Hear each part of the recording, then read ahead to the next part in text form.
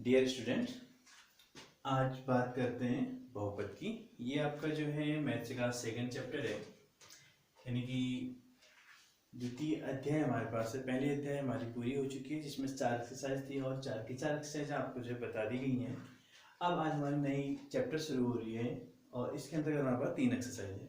ये हमारे पास बहुपद, यानी कि इंग्लिश में बोलते हैं पॉलिनोमियल। ठीक है, तो बहुपद जैसे कि आपको नाम से ही लग रहा है कि यानी कि इसमें जो है कई सारे पद होंगे, यानी कि एक से ज़्यादा इसमें जो है पद होंगे। अब जो बहुपद होता है किसे हम बहुपद बोलते हैं और पद आखिर बनते कैसे हैं, इस सब बारे में हम जो है आज डिस्कस करेंगे।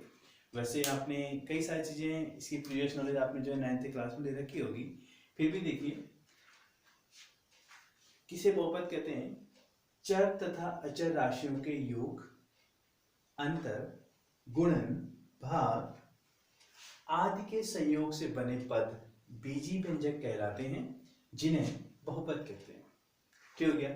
चर तथा अचर। अब पहले बात आती है कि चर तथा अचर राशियां क्या होती हैं। ठीक है, तो चर राशियां यानी कि चर मतलब क्या हुआ? चर मतलब ये होता है कि इंग्लिश में उसको बोलते हैं वेरिएबल, यानी कि जिनकी वैल्यू हमारे पास जो है चेंज होते रहती है, यानी इसकी वैल्यू कुछ भी हो सकती है। एक क्वेश्चन में कुछ है तो अगले क्वेश्चन में उसकी वैल्यू कुछ और हो सकती है, उससे अगले क्वेश्चन में उसकी वैल्यू कुछ और, यानी कि जो जिसका मान जो है क्या होगा, चलायमान होगा, उसको हम क्या बोलेंगे? चर। तो यहाँ पर हम नॉर्मली चर को यूज करते हैं, जो एक्स वाई जेड होते हैं इनको हम जो है चर बोलते हैं। में क्या बोलते हैं? इनको हम चर बोलते हैं। और अचर में क्या आते हैं? अचर मतलब क्या होता है? कांस्टेंट, यानी कि जो फिक्स होती है। जैसे कोई भी अंक है, 2 लिख लिया, 4 लिख लिया, 5 लिख लिया, 7 लिख लिया, या हम जो है जो ए बी सी हैं इनको भी हम जो है A B C D E इनको भी हम क्या करते हैं? अचर राशियां मान के चलते हैं। ठीक है, तो चर राशियां क्या हुई? X Y Z. ठीक है, ये जो भी होती है डब्ल्यू एक्स वाई जेड। और आपके अचर क्या हुई? 2 3 4 5 ए बी सी डी। इनको क्या बोलते हैं? हम चर राशियां बोलते हैं, और इनको चर और इनको अचर। ठीक है, अब क्या कह रहा है? चर तथा अचर राशियों के योग, अंतर, गुणन, भाग आदि के संयोग। संयोग मतलब क्या हुआ? योग। किनका? यानी कि संयोग मतलब क्या हुआ? एक दूसरे योग मतलब जुड़ा हुआ मतलब। ठीक है, अगर एक चर में चाहे वो 2 चर राशियों को हम प्लस साइन से जोड़ें, 2 चर राशियों को हम जो है अंतर करें, 2 चर राशियों का हम गुणन करें, 2 चर या अचर कुछ भी हो सकते हैं, एक चर एक अचर, एक चर एक अचर कुछ भी रह सकते हैं, 2 के 2 चर ले लें, लेकिन 2 के 2 अचर नहीं लेंगे, क्योंकि फिर से वो जो क्या बन जाएगा? फिर वो बीजी व्यंजक नहीं बनेगा। ठीक है, तो एक चर के साथ एक अचर लेंगे या 2 के 2 चर ले सकते हैं, और उनको आप आपस में क्या करेंगे? चाहे योग करें, चाहे उनका अंतर करें, चाहे गुणन करें, चाहे उनका भाग करें। तो क्या कह रहे हैं? इस प्रकार जो बने पद होते हैं, कह रहा उस पद को हम क्या बोलते हैं? बीजी व्यंजक कहलाते हैं। क्या कहते हैं उनको? बीजी व्यंजक कहते हैं। और ये जो बीजी व्यंजक होते हैं, इन्हीं बीजी व्यंजकों को हम जो है क्या कहते हैं? बहुपद कहते हैं। क्या कहते हैं? हम जो है बहुपद। आई बात समझ में? तो बीजी व्यंजकों को हम क्या बोलेंगे? हम इन्हीं बीजी व्यंजकों को क्या बोलते हैं? बहुपद बोलते हैं। जैसे सपोज मेरे पास एक चर x था, इसमें मैंने जो है दूसरा चर y ले लिया और दोनों को मैंने जोड़ दिया, तो अब x प्लस वाई ही रहेगा, तो ये क्या बन जाएगा? यह जो है एक बीजी व्यंजक बन जाएगा, और यह बीजी व्यंजक क्या कहलाएगा? बहुपद कहलाएगा। अब अगर ये बहुपद कहलाएगा, यानी कि बहुपद मतलब जिसमें एक से ज्यादा पद हो। ठीक है, बहुपद का मतलब क्या हुआ? जिसमें एक से अधिक पद हो, एक से अधिक पद। अब बात आती है कि जो पद है वो किससे बनते हैं? जो पद है, पदों का जो निर्माण होता है वह जो है सिर्फ प्लस और ऋण चिन्ह से बनते हैं। ठीक है, सिर्फ प्लस और ऋण चिन्ह से क्या होता है? पदों का निर्माण होता है। गुणा और भाग से जो है 2 पद एक हो जाते हैं, लेकिन 2 पद 2 नहीं रहते हैं। ठीक है, जैसे अगर मैं x को y से गुणा करूं तो ये क्या बन जाएगा? x y हो जाएगा, ये एक ही पद बचे। लेकिन अगर मैं x में से y को घटाऊं तो x माइनस वाई, इसमें कितने पद हो गए हमारे पास? 2 पद हो गए। समझ में आ रही बात है? तो यानी कि जो पदों का निर्माण होता है, पदों का निर्माण जो है प्लस और ऋण चिन्ह से होगा। ठीक है, गुणा और भाग के चिन्ह से पदों का निर्माण नहीं होता है। गुणा और भाग के चिन्ह से क्या होता है? 2 या 2 से अधिक पद जो मिलकर के एक पद बन जाता है। जैसे अगर मेरे पास 2 गुणा x गुणा 3 है, ऐसा कुछ है। अब अगर मैं गुणा करूं तो कितना हो जाएगा? 6x हो जाएगा। अगर इसके बदले में इनको ऐसा करता, समझ मेरे पास 2 धन x धन 3 होता तो इसको क्या ले सकता था? 5 धन x कर लेता। या अगर मेरे पास जो है 2 धन x धन y होता तो इसको क्या लिखता, ऐसा लिखता, यानी कि x प्लस वाई प्लस 2 लिखता है इसको, या इसको ऐसा ही रहता, नो प्रॉब्लम। ठीक है, तो यानी कि अगर ऐसा कुछ है, यानी कि वो हमने जोड़ का चिन्ह लगा रखा है या घटाने का चिन्ह लगा रखा है, कई बार सपोज मैंने x माइनस वाई माइनस 2 कह दिया, तो क्या होगा, ये जो इसमें इतने ही पद रहेंगे, कितने पद रहेंगे, 3 पद रह जाएंगे। अरे बात समझ में? तो यानी कि जो किसी भी बीजी व्यंजक में जो पद बनते हैं वह पद जो है धन और ऋण चिन्ह की वजह से बनते हैं, न कि वह जो है गुणा और भाग के चिन्ह की वजह से बनते हैं। ठीक हो गया। और दूसरी बात, अगर किसी भी बहुपद में हमसे कहा जाए कि आप पदों की संख्या ज्ञात कीजिए कि यह जो बहुपद है, यह जो बहुपद हमारे पास है इसमें कितने पद है, तो तुरंत आप क्या काम करें, तुरंत आप जो है उस बीजी व्यंजक में या उस बहुपद में जितने भी प्लस और माइनस के चिन्ह हैं, उस प्लस और माइनस के चिन्हों को आप जोड़ लें और उसमें एक जोड़ दें, यानी कि प्लस और माइनस काउंट। जैसे यहाँ पर है, ये अगर एक बीजी व्यंजक है तो इसमें 2 पद है, तो 2 पद बनाने के लिए कितने चिन्ह प्रयुक्त हुए, प्लस और माइनस कितना, इस पे 1 आया ना, एक ही प्लस है तो 1 में 1 जोड़ोगे तो 2। ऐसे यहाँ पर कितने प्लस के चिन्ह है, 2 प्लस के चिन्ह है, अगर इसमें 1 जोड़ कितना हो जाएगा, 3। ऐसे यहाँ पर 2 ऋण के चिन्ह है, 1 जोड़ दो तो कितना हो जाएगा, 3। तो कितने पद है इसमें, 3 पद। ठीक है, तो ये बात आई होप कि आपको जो समझ में आ रही होगी कि किस प्रकार से हम जो है पदों को गिनते हैं और पदों का निर्माण कैसे होता है। और ये जो हमारे पास जो बहुपद होते हैं, एक पदी होते हैं, द्विपदी होते हैं, त्रिपदी होते हैं, चतुष्पदी होते हैं, पंचपदी होते हैं, यानी कि ये बहुपद मतलब कई सारे पद चल जाते हैं। ठीक है, अब फिर क्या बात हो रही है, फिर बात हो रही है कि बीजी व्यंजक के बहुपद होने के हिसाब, यानी कि किस बीजी व्यंजक हम कुछ भी कह सकते हैं, बीजी व्यंजक हमारे पास जो है कई सारे हो सकते हैं। ठीक है, सपोज हमने जो है 2-4 एक में यहाँ पर एग्जाम्पल लिख रहा हूँ। जैसे सपोज मैंने कहा कि पहला मैंने लिख दिया x square plus 3x minus 2 लिख दिया। अगला मैंने जो है 1/x square plus 2x plus 5 कह दिया। अगला मैंने जो है अंडर रूट x प्लस 2 मैंने कुछ कह दिया, ऐसा कुछ लिख दिया। तो अब यहाँ पर क्या होगा, तो क्या कह रहे हैं, पहला क्वेश्चन ये कह रहे हैं, पहला इसमें जो यानी कि शर्त है इसके लिए, पहली शर्त क्या है कि चर राशि की घात धनात्मक पूर्णांक होनी चाहिए। चर राशि क्या होगी, x y z w, इस तरह जो भी चीजें होंगी वो हमारे क्या कहलाएंगी, चर राशि कहलाएंगी। चर राशि घात एक धनात्मक पूर्णांक, तो धनात्मक पूर्णांक मतलब 1 2 3 4 5 6 की और कुछ भी। ठीक है, यहाँ पर हम देख रहे हैं, यहाँ पर x की क्या है, आपके पास चर राशि है x, इसकी घात ये हुई कितनी है, 2 है, और यहाँ पर कितनी है, 1, यानी कि धनात्मक है दोनों में, इसलिए ये क्या हो जाएगा, एक बहुपद कहलाया जाएगा। अब यहाँ पर देखिए, अब यहाँ पर अगर आप इस x की घात को कैलकुलेट करेंगे तो आप इसको जब ऊपर ले जाएंगे तो इसको क्या लिखेंगे हम, x की पावर माइनस 2 लिखेंगे। तो यहाँ पर x की घात कितनी आ गई है, माइनस आ गई है, लेकिन यहाँ पर क्या है, 1 है, लेकिन यहाँ पर क्या हुआ, माइनस 2 हो जाएगी है, इसीलिए यह आपके पास एक बहुपद नहीं होगा। ठीक है, ऋणात्मक पूर्णांक आ गया, धनात्मक पूर्णांक नहीं बचा। यहाँ पर क्या आपके पास, ये आपके पास जो है इसकी कितनी घात बची, इसकी घात आपके पास जो 1/2 हो गई है, इसीलिए यह भी हमारे पास एक जो है बहुपद नहीं होगा। धनात्मक पूर्णांक यानी कि पूर्णांक आप जानते हैं पूर्णांक नहीं है, 1/2 इसलिए पूर्णांक नहीं है। ठीक है, धनात्मक रूप में जरूर है लेकिन पूर्णांक नहीं है, इसलिए यह भी क्या होगा, एक बहुपद नहीं होगा।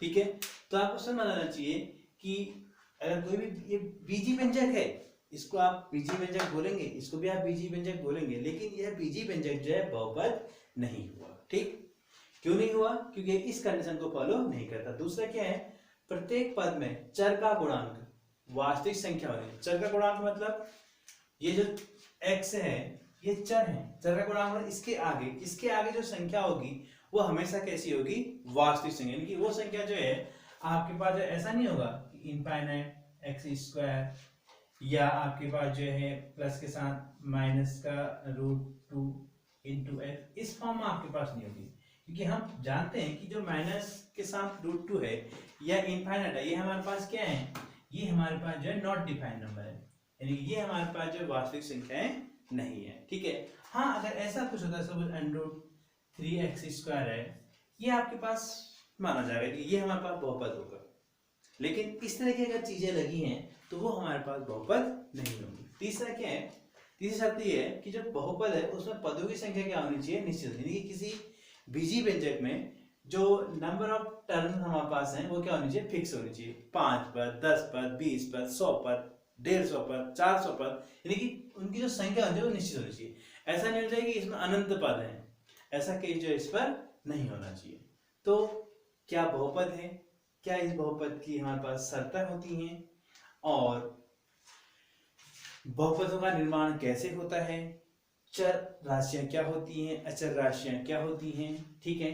तो ये सारी चीजें हमारी इसमें आ चुकी हैं। अब इसके बाद हम आगे बात करेंगे कि शून्य क्या होते हैं, शून्य का क्या कार्य होता है, और किसी बहुपद के हम जो है शून्य कैसे ज्ञात करते हैं, क्या क्या हमारे पास तरीके होते हैं, ग्राफिक विधि से हम कैसे निकालते हैं, और हम जो है दूसरा मैथमेटिकली मेथड से हम कैसे इसके जीरोस फाइंड करते हैं, वो सारी चीजें हम जो है देखें। तो इसको आप नोट कर लीजिए तुरंत।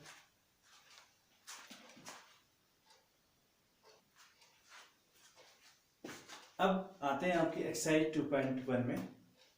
आपका जो क्वेश्चन है इसमें आपके पास आपको ग्राफ दिया हुआ है, और इसके बिहार पे आपको ये बताना है कि इस स्थिति में जो भी हमारे पास बहुपद होगा, किसी बहुपद का अगर एक कर्व है तो उसके जो है कितने हमारे पास जीरोज होंगे, शून्य होंगे। तो क्या कह रहा है, प्रत्येक स्थिति में पी एक्स के शून्य ज्ञात कीजिए।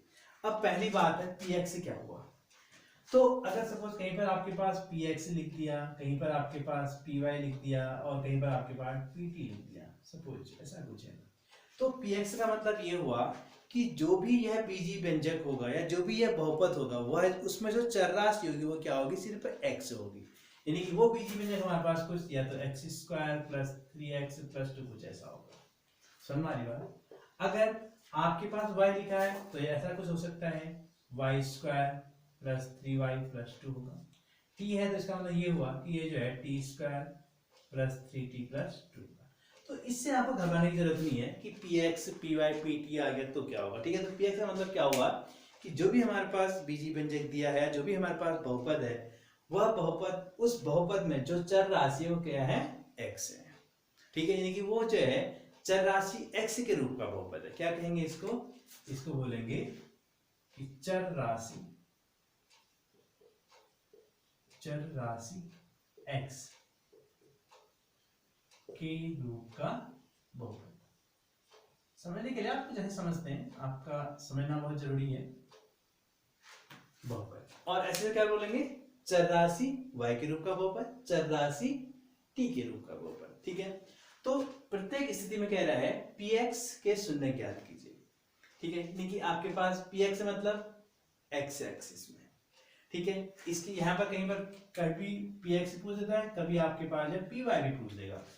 px कहेगा तो x एक्सिस के अलोंग की बात होगी, और py कहेगा तो y एक्सिस के अलोंग। अब अगर आपसे ये कह रहा है कि px के शून्य ज्ञात कीजिए, तो इस कंडीशन क्या करते हैं, जब भी हमारे पास कर्व होता है, जब px कह रहा है, px का मतलब ये हुआ कि जो एक कर्व है, यह कर्व जो है इस x एक्सिस को कितने पॉइंट्स पर कट कर रहा है, जितने पॉइंट पर यह जो है कर्व जो है यह x एक्सिस को कट करेगा, उतने ही क्या हो जाएंगे, इसके शून्य हो जाएंगे। यानी कि ये जो कर्व है, ये रहा x एक्सिस, ये रहा y एक्सिस। आपको पता है अगर कोई भी प्लेन हमारे पास है, उस प्लेन के हॉरिजॉन्टल जो लाइन होती है उसको क्या बोलते हैं, x एक्सिस बोलते हैं, और उस प्लेन के परपेंडिकुलर फॉर्म में जो लाइन होती है उसको क्या बोलते हैं, y एक्सिस बोलते हैं, ठीक है। अगर मेरे पास x एक्सिस में है, ये कर्व मेरे पास इस तरीके से, एक प्लेन है मेरे पास xy, और एक कर्व है, और आपको जो है px के शून्य ज्ञात करने हैं, तो आप देखेंगे कि ये जो कर्व है, यह जो x एक्सिस को जो कितने पॉइंट्स पर कट कर रहा है, 2 पॉइंट्स पर कट कर रहा है।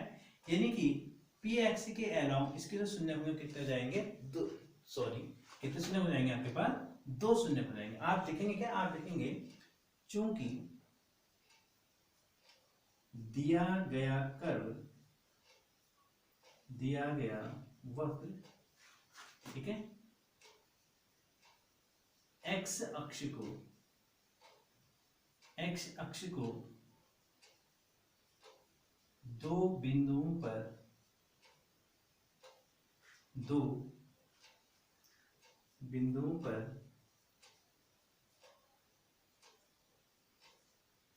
प्रतिच्छेद करता है, दो बिंदुओं पर प्रतिच्छेद करता है, अतः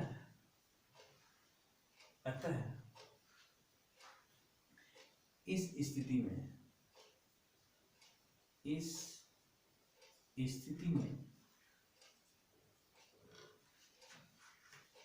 px के शून्यकों की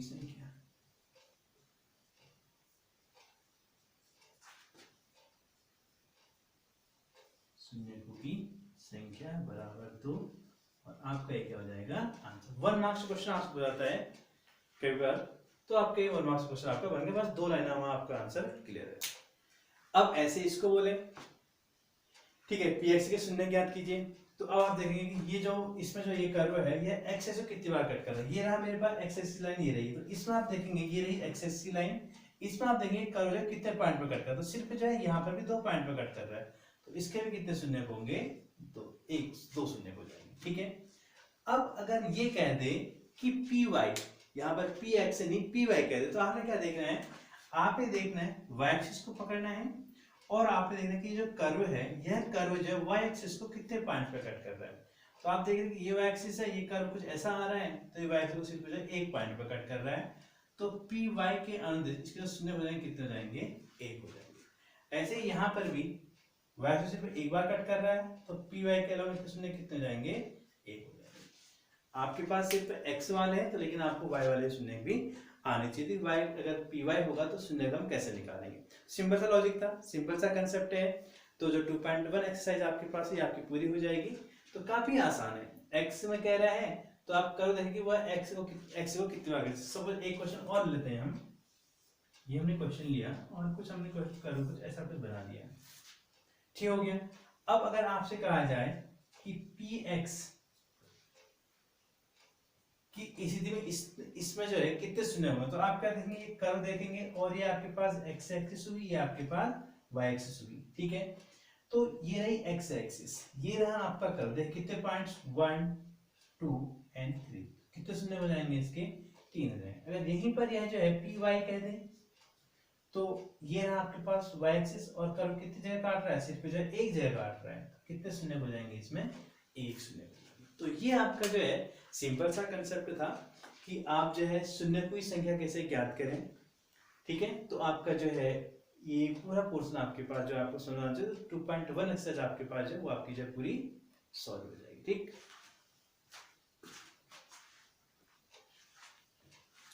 अब देखिए आपके पास एक्सरसाइज 2.2 है, इसमें कह रहा है आपका जो पहला क्वेश्चन ये कह रहा है कि द्विघात बहुपद के शून्य ज्ञात कीजिए और शून्यकों तथा गुणांकों के बीच के संबंध की सत्ता की जांच कीजिए। अब पहली बात हम ये समझ लें कि द्विघात बहुपद क्या हुआ।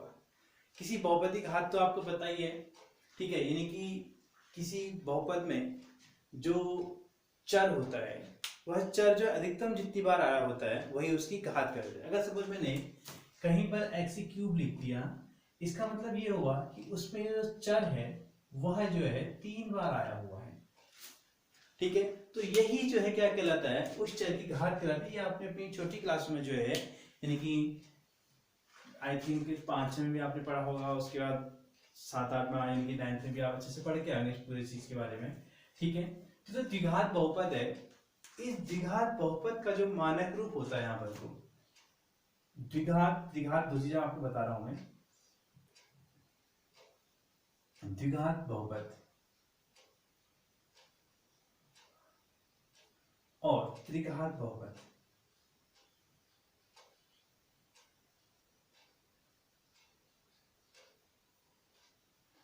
अब द्विघात बहुपद का जो मानक रूप होता है वो होता है हमारे पास ax² plus bx plus c। अगर त्रिघात बहुपद कहा जाए तो क्या हो जाएगा, ये हो जाएगा यहाँ पर ax³ plus bx² plus cx plus d। ये हमारे पास जो है द्विघात और त्रिघात बहुपद क्या होते हैं, मानक स्टैंडर्ड फॉर्म होते हैं। ठीक है, अब अगर कोई द्विघात बहुपद है तो इस द्विघात में यानी कि जो भी जितनी घात का बहुपद होता है, आपके स्टैंडर्ड के हिसाब से बात कर रहा हूं, यानी कि जो बहुपद जितनी घात का होता है उसके उतने ही शून्यक होते हैं। ठीक है, जो बहुपद जितनी घात का होता है उसके उतने ही क्या होते हैं, शून्यक होते हैं। फिर आप ये ज्यादा बड़ी क्लास में पढ़ेंगे, हर क्लास पढ़ेंगे तो ऐसा नहीं भी होता है, वहां पर उसके क्या होते हैं, होंगे होते हैं, लेकिन वहां पर इमेजिनरी रूट बन के आ जाते हैं, उसके काल्पनिक मान जो है बन के आ जाते हैं। ठीक है, तो द्विघात बहुपद अगर है तो इसके कितने शून्यक होंगे, 2 शून्यक होंगे। कितने शून्यक होंगे, 2 शून्यक। इन 2 शून्यक को हम क्या बोलते हैं, अल्फा और बीटा बोलते हैं। अब बात ये आती है कि शून्यक आखिर क्या होते हैं। तो शून्यक क्या होते हैं, किसी बहुपद के शून्यक वह मान होते हैं कि अगर उन मानों को हम उस बहुपद में उस चर राशि की जगह पर रख दें तो उस बहुपद का पूरा मान क्या आ जाएगा, शून्य आ जाएगा। फिर से रिपीट कर रहा हूं, किसी बहुपद में शून्यक वह अंक होते हैं यदि उन अंकों को हम उस बहुपद में चर के स्थान पर रख दें तो उस बहुपद का जो संपूर्ण मान होता है वह क्या हो जाता है, शून्य हो जाता है। ठीक है, तो ये हमारे क्या कहलाते हैं, शून्य कहलाते हैं। तो यहां पर हम मान लिया कि हमारे 2 शून्य क्या है, अल्फा और बीटा है। तो यहां पर से हम जो है शून्यों का योग निकालते हैं। उसके लिए हमारा फॉर्मूला होता है शून्यकों का योग, यानी कि अगर ये 2 शून्यक हैं तो इन 2 शून्य का जो योग होगा कितना हो जाएगा, वो होता है हमारे पास माइनस बी अपॉन ए। बी क्या है, एक्स का गुणांक, ए क्या है हमारे पास, एक्स स्क्वायर गुणांक, और ये माइनस साइन जो है फॉर्मूले में आता है, तथा शून्यकों का गुणनफल, शून्यकों का गुणनफल। तो शून्य गुणनफल इसका फॉर्मूला होता है सी अपॉन ए। ऐसे ही जो त्रिघात बहुपद है, अब ये 3 घात वाला बहुपद, तो इसके कितने शून्य होंगे, 3 शून्य होंगे। मान लेते हैं कि मानव शून्य क्या है, अल्फा बीटा और क्या है, गामा है। ठीक है, तो इस पर हमारे पास जो क्या होगा, एक तो सिंपली शून्य का ही होगा, यानी कि तीनों शून्यों का ही होगा, यानी कि तीनों शून्यों को इसमें क्या अलग करेंगे, अलग अलग लेंगे, शून्यकों का योग। इसे क्या बोलते हैं, इसको बोलते हैं हम alpha plus beta plus gamma. और फिर दूसरी बार हम क्या लेंगे, 2 शून्यकों को लेकर योग, 3 थे, तीनों से कितने लेंगे, 2। उसको कैसे लिखते हैं, उसको लिखते हैं हम alpha beta, beta gamma, beta plus आ जाएगा ये, प्लस गामा अल्फा। ठीक हो जाएगा। और तीसरा हमारे पास होता है इसमें शून्यकों का गुणनफल, शून्यकों का गुणनफल लिखा जाएगा अल्फा बीटा गामा। ऐसे करके त्रिघात है, चतुर्घात है, पंचम घात है, तो कैसे हम ये रिलेशन निकालते हैं, इसके लिए जब मैं आगे आपकी जो है कॉम्पिटिटिव एग्जाम की मैथ्स के लिए ये वीडियो डालूंगा तो उस दौरान आपको जो है सारी चीजें जो है बताई जाएंगी। ठीक है, तो यहाँ पर सुने हुए इसको आप अल्फा प्लस बीटा बोल दोगे, एक गुणनफल को आप जो है अल्फा इंटू बीटा बोल दोगे। तो अब यहाँ पर क्या बनता है, ये जो सिस्टम यहाँ पर चलता है माइनस प्लस ऐसे करके चलता है। ठीक है, तो शून्य का योगफल क्या हो जाएगा, माइनस आएगा, इसमें वही आएगा पहला b अपॉन ए। अब यहाँ पर b क्या हो जाएगा, अब इस वाले फॉर्म जब b हो जाएगा वो हो जाएगा एक्स स्क्वायर का गुणांक, क्या हो जाएगा, एक्स स्क्वायर गुणांक, और a तो वही रहेगा जो हाइट टर्म है इनकी, एक्स क्यूब का गुणांक।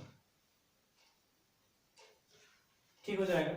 ऐसे ही जहां पर 2 शून्यों को लेकर योगफल है, ये क्या होता है, ये माइनस आप प्लस क्या आएगा, c अपॉन ए। और जो अब आएगा माइनस प्लस माइनस आएगा और शून्य का गुणनफल क्या आ जाएगा, गुणनफल क्या होता है d अपॉन में क्या आएगा, a ही आएगा। ये a क्या है यहाँ पर को, एक्स क्यूब का गुणांक, यहाँ पर भी एक्स क्यूब का गुणांक, यहाँ पर भी एक्स क्यूब का गुणांक, c क्या है, x का गुणांक, और d क्या है हमारे पास, अचर का। यहाँ पर c क्या था, अचर पर, a क्या था हमारे पास, x का गुणांक, b क्या है, x का गुणांक, a क्या है हमारे पास, x का गुणांक। तो यानी कि मेनली आपके पास जो है आपके सिलेबस में जो है ओनली क्वाड्रेटिक पॉलिनोमियल है, ठीक है। ये क्यूबिक पॉलिनोमियल से क्वेश्चन आपके में ना के बराबर पूछे जाते हैं, तो इसलिए आप जो है, लेकिन आप फिर भी देख लें कि जो क्यूबिक पॉलिनोमियल होता है उसको हम किस तरह सॉल्व करते हैं, कैसे इसके जो जीरो होते हैं उनके बीच में क्या रिलेशन होता है, ठीक है। तो आपको मैंने बता दिया कि शून्य क्या होते हैं, ठीक है। और इस तरह से किसी द्विघात बहुपद अगर हमारे पास है तो उसकी कंपेयर करके अगर उसको हम जो है इसके स्टैंडर्ड फॉर्म से कंपेयर करें, तो स्टैंडर्ड फॉर्म से कंपेयर करने के बाद किस तरह से हम शून्य का योगफल निकालते हैं और किस तरह से हम शून्य का जो है गुणनफल निकालते हैं, और वहां से फिर हम जो है शून्य भी निकाल सकते हैं दोनों को हल करके, ठीक है। लेकिन अब जब संबंधों की सत्ता की बात जांच की बात आती है तो एक बार हम इसके शून्य निकालते हैं नॉर्मल गुणनखंड तरीके की फैक्टराइजेशन मेथड से, और एक बार हम जो है यहाँ से तुरंत इसे कंपेयर करके निकालेंगे, और दोनों की हम क्या करेंगे, कंपेयर करेंगे, दोनों की तुलना करेंगे और देखेंगे कि दोनों स्थितियों में जो शून्यों का योगफल और गुणनफल है वो बराबर आता है या नहीं आता है, ठीक है। मैं इरेज कर रहा हूँ, आप जो पॉज करके इसको जो है नोट कर सकते हैं, ठीक है।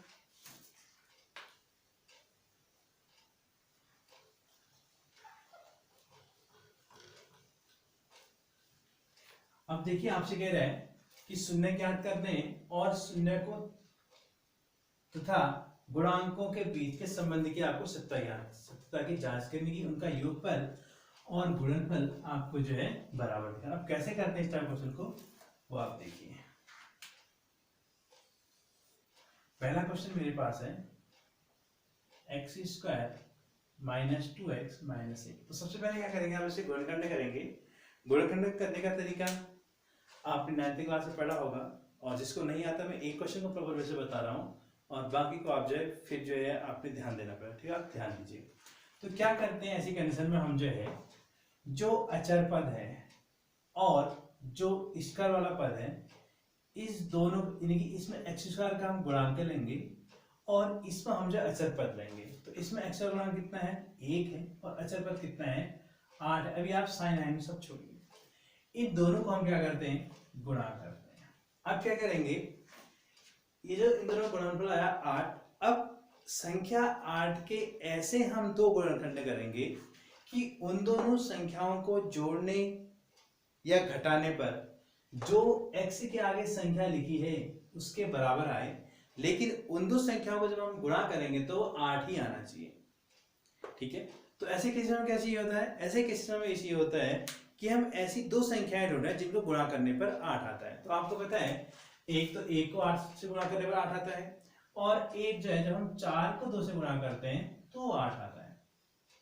और आप क्या जान रहे हैं, आप ये जान रहे हैं कि अगर आप इस 4 में से 2 को घटा देते हैं तो आपको कितना मिल जाता है, 2 मिल जाता है, और 2 आपकी रिक्वायरमेंट है। तो अब आप क्या करेंगे, ये एक्स स्क्वायर आपने एज इट लिखा, माइनस इस 2 की जगह आपने कितना लिख दिया, 4 माइनस 2 लिख दिया। ये एक्स आप ऐसे रहेंगे और ये माइनस 8 आपके पास अपने प्लेस पे आ जाएगा, ठीक हो जाएगा। तो अब क्या आ जाएगा आपके पास, ये एक्स स्क्वायर आएगा, आप माइनस साइन से मल्टीप्लाई करेंगे और फिर से एक्स चिपका देंगे, तो माइनस का 4 हो जाएगा, और फिर से एक्स इसके साथ आएगा, ये माइनस माइनस क्या हो जाएगा, प्लस आएगा, ये 2 ऐसे देगा, एक्स चिपकेगा और माइनस का 8। अब आप जो है दो दो टर्म लेते हैं, तो ये दोनों और ये दोनों, इन दोनों में आप जो है, मैंने अंडरलाइन लगा के आप अंडरलाइन नहीं लगाएंगे, इन दोनों में आपके पास क्या कॉमन है, x कॉमन है, तो क्या बचेगा आपके पास, x माइनस 4 बचेगा। बीच में प्लस है तो प्लस साइन आएगा। अब क्या कॉमन है दोनों में, 2 कॉमन है, तो क्या बचेगा आपके पास, x माइनस 4 बचेगा। अब देखिए फिर से दो पद हो गए, एक पद ये हो गया, एक पद ये हो गया, तो इन दोनों पदों में क्या कॉमन है, x माइनस 4 कॉमन है। क्या बचा, इधर आपके पास x बचा और इधर आपके पास 2 बचा। तो ये क्या हो गए, इसके फैक्टर हो गए। तो मोस्ट इंपोर्टेंट वर्क है कि जो भी आपके पास क्वाड्रेटिक पॉलिनोमियल है आपको उसके फैक्टर करने आने चाहिए। अगर आपको उसके फैक्टर करने नहीं आते हैं तो आपको आएगा काम नहीं आने वाला है। अब आप क्या करेंगे, ये आपके फैक्टर निकल गए, अब आप लिखेंगे शून्यकों के लिए, ये 2 शून्यक होंगे इसलिए शून्य को लगा दिया, शून्यकों के लिए क्या करते हैं, शून्यकों के लिए एक बार x माइनस 4 बराबर 0 लेंगे, लेने पर कितना हो जाएगा, x इक्वल टू 4 तथा x+2 बराबर 0 लेने पर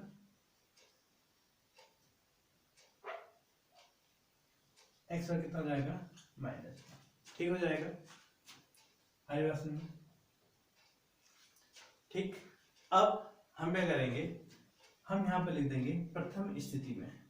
क्या करेंगे हम? प्रथम स्थिति में जांच करनी तो हमारे दो स्थितियां होंगी। प्रथम स्थिति में हम क्या करेंगे? प्रथम स्थिति में हम लिखेंगे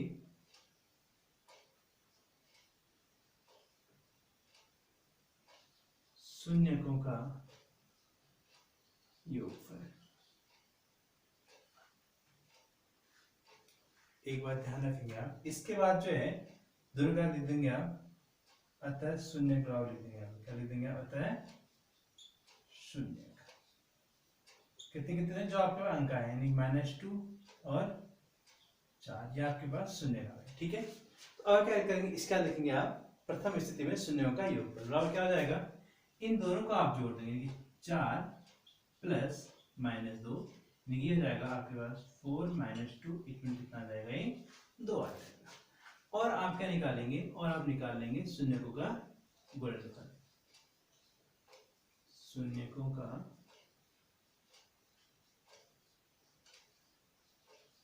गुणनफल। शून्य गुणनफल मतलब इन दोनों का गुणा भी कर देंगे, यानी कि 4 गुणा -2, इक्वल कितना आ गया? -8। तो आपने क्या देखा? आपने ये देखा कि जब आपके पास क्वेश्चन ये था, आपने इसके गुणनखंड करे और गुणनखंड करने के बाद आपने शून्य जो भी गुणनखंड आएंगे आप लिखेंगे शून्यों के लिए, और आप दोनों को जो रिस्पेक्टली 1 by 1 जो 0 के क्रिएट करेंगे, और वहां से जो दो वैल्यूज आएंगी वो आपके पास क्या आ जाएंगे? इसके शून्य हो जाएंगे। उसके बाद आप आएंगे प्रथम स्थिति में, तो शून्य का योगफल क्या हो जाएगा आपका? इन दोनों को आपने जोड़ देना है तो आपको 2 मिलेगा, और गुणनफल में क्या करना है? इन दोनों को आपने गुणनफल कर देना है। कितना मिला आपको? -8, ठीक है। अब आप जो है क्या काम करेंगे? अब आपने काम करना है, अब आप लिखेंगे, आप इसके नीचे लिखेंगे, ठीक है। अब आप करेंगे दिए गए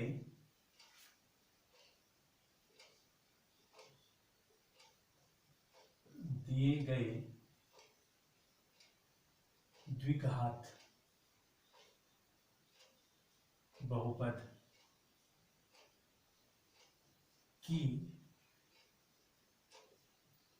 तुलना, दिए गए द्विघात बहुपद की तुलना किससे करेंगे आप?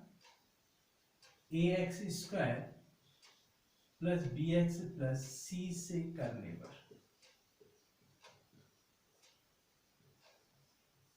देखो तुलना करेंगे आप, तो अब यहां पर x² टर्म की x² से करोगे, x² टर्म की x से करोगे, और कांस्टेंट की कांस्टेंट से करोगे, ठीक है।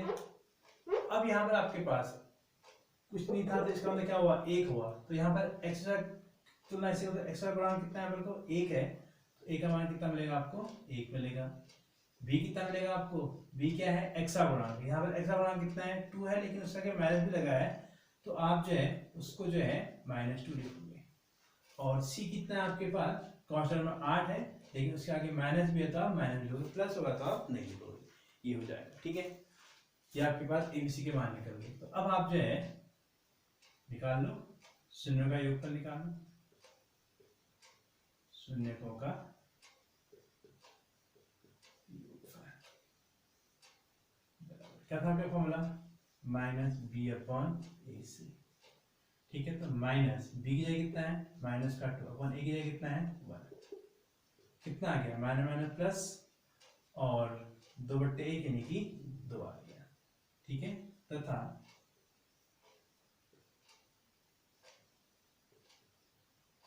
शून्यकों का गुणनफल,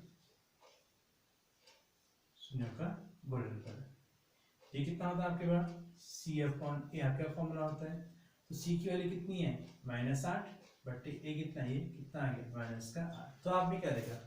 आपने देखा कि जब आपने ये शून्य निकाले और आपने इसका योगफल निकाला तो भी आपके पास 2 आया, और आपने इस तरीके से जब इसकी तुलना करी कंपेयर करिए और कंपेयर करने के बाद आपने इसका समेशन फाइंड किया तो भी 2 आया, और ऐसे आपने इसका प्रोडक्ट निकाला तो -8 आया, और ऐसे भी निकाला आपके पास क्या है -8 आया। तो अब आप लिख लोगे और यहाँ पर आप एक काम और कर देंगे, तो आप ये आपके प्रथम स्थिति में थे तो यहाँ पर आप लिख देंगे द्वितीय स्थिति में, द्वितीय स्थिति में। ठीक हो गया। अब आप जो है क्या करेंगे, अब आप जो है एक काम और करेंगे, अब आप ये बोलेंगे चूंकि दोनों स्थितियों में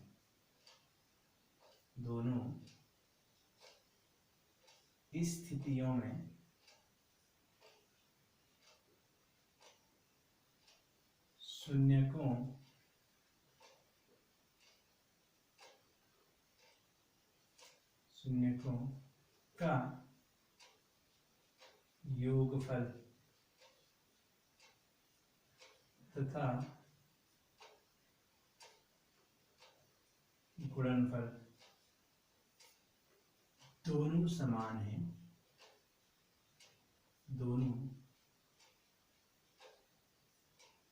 समान हैं, अतः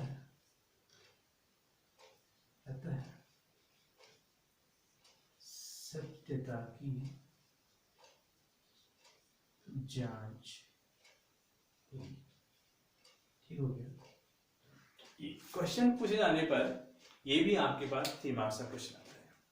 तो देखिए काफी आसान सा है, कुछ नहीं करना है, ये गुणनखंड आपने करने हैं, ये आपने 9th क्लास में सीखे होंगे, नहीं सीखे हैं तो आप बस इसको पूछ सकते हैं, आप एक बार 10 बार पूछ सकते हैं। ये आपका गुणनखंड निकला, आपने यहाँ से शून्य के लिए किया तो एक बार आप इसको 0 करेंगे, एक बार इसको 0 करेंगे, या आपका वैल्यू निकल के आ जाएगी तो आप लिख देंगे अतः शून्य बराबर इतने। अब यहाँ पर आप प्रथम स्थिति में शून्य का योगफल कर देंगे, गुणनफल कर देंगे, और फिर आप क्या करेंगे, जो भी आपको गिवन पॉलिनोमियल था क्वाड्रेटिक पॉलिनोमियल, इसके आप कंपेयर कर देंगे इसकी स्टैंडर्ड फॉर्म से ax² bx + c से। तो from here you will get the value of a, b and c, and in second condition according to formula you will find summation of zeros and product of zeros. After that you will get in both cases the value of their summation and products are same, so you can say easily it is verified. ठीक है, तो ये आपका क्या हो जाएगा, verified हो जाएगा। ठीक है, तो इसमें कोई दिक्कत आपको नहीं, कोई प्रॉब्लम आपको नहीं। मैं एक क्वेश्चन और बताता हूँ, तो एक क्वेश्चन है इसको आपको बता दे रहा हूँ, तो आप जो है समझ जाएंगे थोड़ा आसानी से। ठीक है, वीडियो पॉज करके आप जो है नोट करने की कोशिश करें।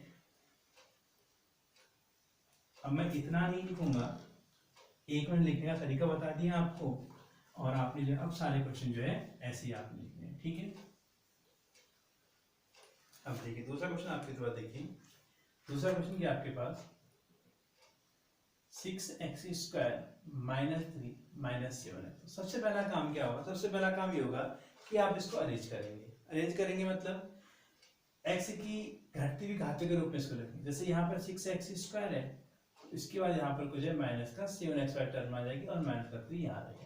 अब आपको मैंने क्या बताया था, अब आपने x के साथ जो गुणांक है कितना है 6 है, जो अचर पद है कितना है 3 है, इन दोनों गुणा करना है, ये देखिए कितना हुआ 18। अब आपने जो है ऐसे 2 अंक पकड़ने हैं जिनको गुणा करने पर तो 18 है, लेकिन अगर मैं उन दोनों अंकों को आपस में जोड़ूं या घटाऊं तो कितना आए 7 आए। तो अब क्या काम बनेगा, आपका ये फर्ज बनेगा कि आप ऐसे 2 अंक ढूंढे जिनको गुणा करने पर 18 आता है। तो आपको पता है कि 6 × 18 होता है, 9 × 2 = 18 होता है, और 18 × 1 = 18 होता है, इसके अलावा तो कोई नहीं होता। तो आपने देखा कि 6 × 3 जब 18 है, इसमें आप 6 में 3 जोड़ो तो आपको 9 मिलता है, 6 में से 3 हो तो 3 मिलता है, दोनों में से आपको कुछ नहीं चाहिए तो इस पर आप जाओगे ही नहीं। उसके बाद 9 × 2 = 18 होता है, ये आपको पता है, लेकिन 9 में आप 2 जोड़ोगे तो कितना होता है 11 होता है, लेकिन 9 में से जब आप 2 घटाओगे तो आपको जो है 7 मिलेगा, जो आपको चाहिए, तो आप नीचे वाले में जाओगे ही नहीं। ठीक हो गया। तो आपने क्या करना है 6x² माइनस इस श्रेणी से क्या लिखोगे आप 9 - 2, बाहर से x और माइनस का 3। अब क्या हो जाएगा ये 6x² माइनस का 9x हो जाएगा, और ये माइनस माइनस प्लस का 2x हो जाएगा, ये -3 अपने प्लेस पर रहेगा। अब ये दो पद आपके पास बन गए और ये दो पद आपके पास बन गए। क्या कॉमन है इन दोनों में? एक तो x कॉमन है, दूसरा ऐसा अंक ढूंढेंगे जिसका भाग दोनों में जाता है। तो 3 का भाग 6 में जाता है, 3 का भाग 3 में जाता है, तो आप जो है 3 यहां से ले लेंगे बाहर।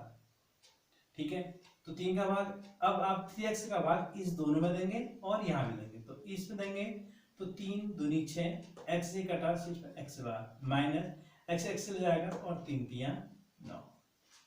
अब प्लस है तो प्लस आएगा। अब इन दोनों में देखिए 2 और 3 में कोई भी संख्या अवश्य नहीं है, तो जिसमें कोई भी संख्या अवश्य नहीं होती वहां पर एक अवश्य हमेशा होता है, तो एक को आप कॉमन लेंगे तो आपका ये हो जाएगा 2x माइनस 3। अब ये चीज और ये चीज, ये एक पद ये बन गया, एक पद ये बन गया, यहाँ पर आपके पास 2x माइनस 3 बाहर आ जाएगा, कितना बचेगा 3x बचेगा और ये आपके पास प्लस 1 बचेगा। हमेशा ध्यान रखें कि जब दो पद आपके यहाँ पर बन जा रहे हैं, अंदर जो है आपके पास चीज आ रही है सेम आनी चाहिए, बिल्कुल साइन साइन की जगह पे सेम साइन और वैल्यू, जैसे 2x माइनस 3 है तो 2x माइनस 3 ये भी होना, ऐसा नहीं कि 2x प्लस है तो ये 2x माइनस है, ऐसा नहीं चलेगा, दोनों सेम साइन के। तो अब आप क्या कर देंगे, अब आप लिख देंगे अतः शून्य के लिए, शून्य के लिए, शून्य को के लिए नो प्रॉब्लम, क्या लिखेंगे आप 2x माइनस 3 बराबर 0 लेने पर ठीक हो जाएगा। 0 लिया तब कितना हो जाएगा 2x इक्वल टू 3 हो जाएगा। देयरफॉर x कितना मिलेगा आपको 3/2। मैं जहां पर एल्ब्रा के लिख रहा हूँ आप इसको नीचे लाइन में लिखेंगे, ठीक है। तथा क्या 3x प्लस 1 बराबर 0 लेने पर क्या हो जाएगा आपके पास 3x इक्वल टू -1 हो जाएगा। तो अब एक्चुअली कितना आ जाएगा -1/3। अब आप क्या करेंगे, अब आप लिखेंगे अतः शून्य, अतः शून्य बराबर शून्य क्या क्या आपके पास, एक आपके पास 3/2 है और एक आपके पास -1/3, ये आपके पास दो शून्य हो गए। तो अब आप वही करेंगे, क्या करेंगे आप शून्य का योगफल निकालेंगे,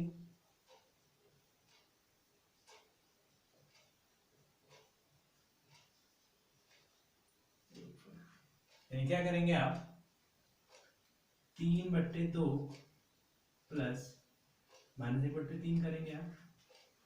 अब आपको इसको सॉल्व करना आना चाहिए, दोनों का एलसीएम 6 आ जाएगा आपके पास, 2 तिया 6 तो 3 तिया 9 आपके पास हो जाएगा, माइनस ऐसा ही रहेगा 3 दूनी 6 1 दूनी 2 और हल कर लोगे तो 6 हो जाएगा। ऐसे ही अब आप शून्य का गुणनफल निकाल लोगे,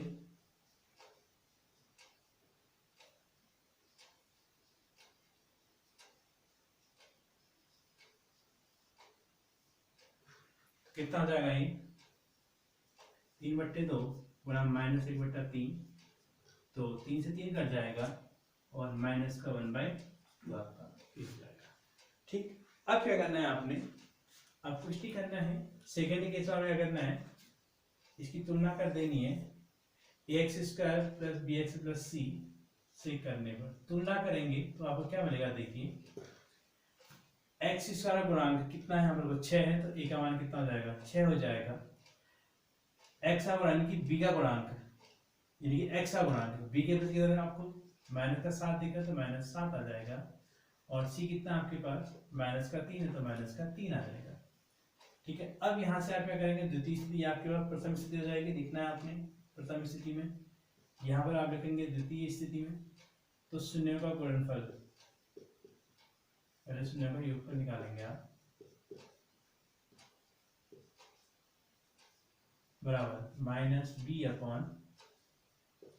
से क्या हो जाएगा आपके पास, -b के प्लेस पे कितना है -7 है और a के प्लेस पे कितना है 6, तो माइनस प्लस हो जाएगा 7/6। देख लीजिए ये आपके पास 7/6 आया था और ये भी आपके पास 7/6 आ गया, ठीक है।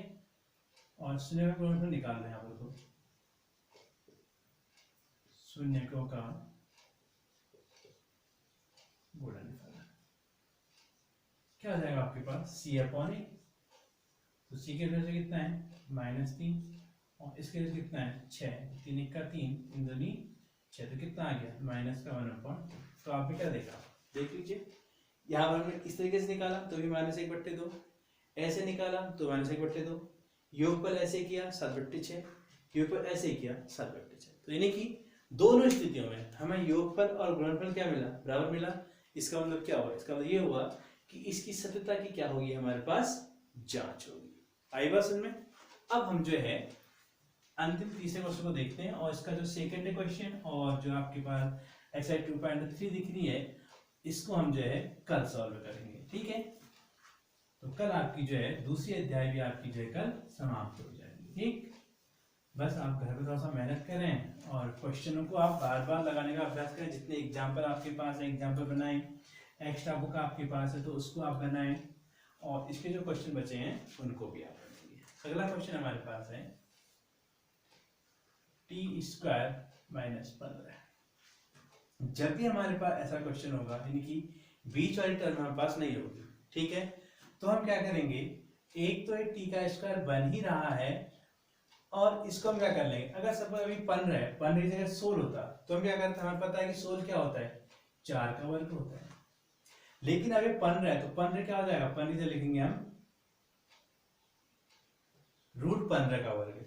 अगर सपोज 17 होता, 17 कितना लिखेंगे हम, √17 का वर्ग। अगर सपोज 13 होता, 13 कितना लिखते हैं हम, √13 का वर्ग। ये चीज आपके दिमाग में होनी चाहिए।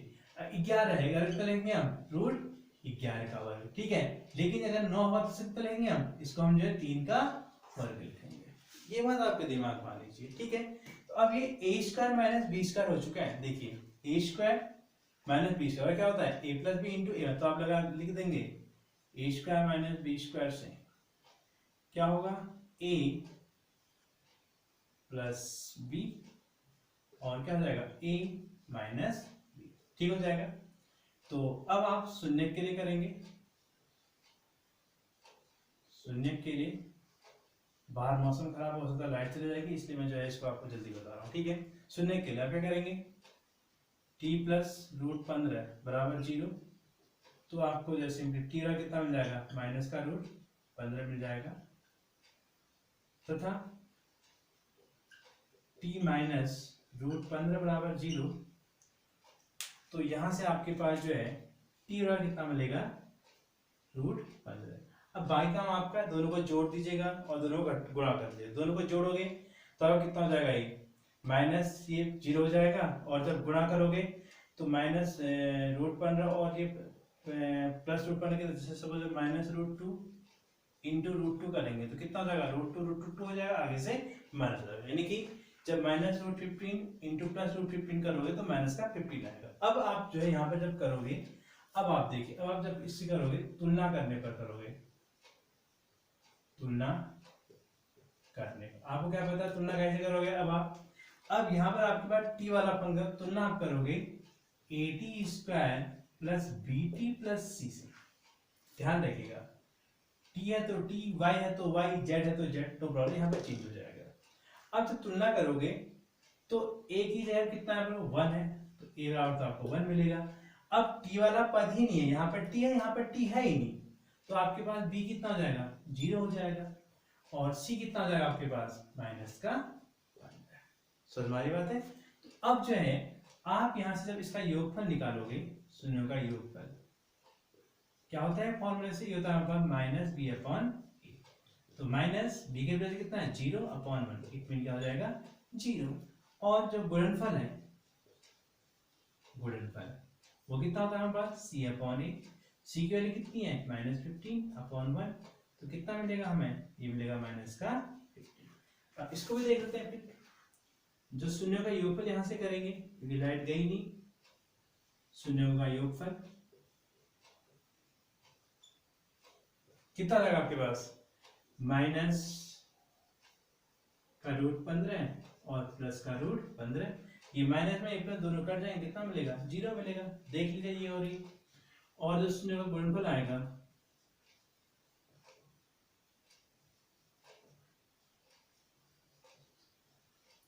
गुणनफल ये कितना आ जाएगा आपका, देखिए -15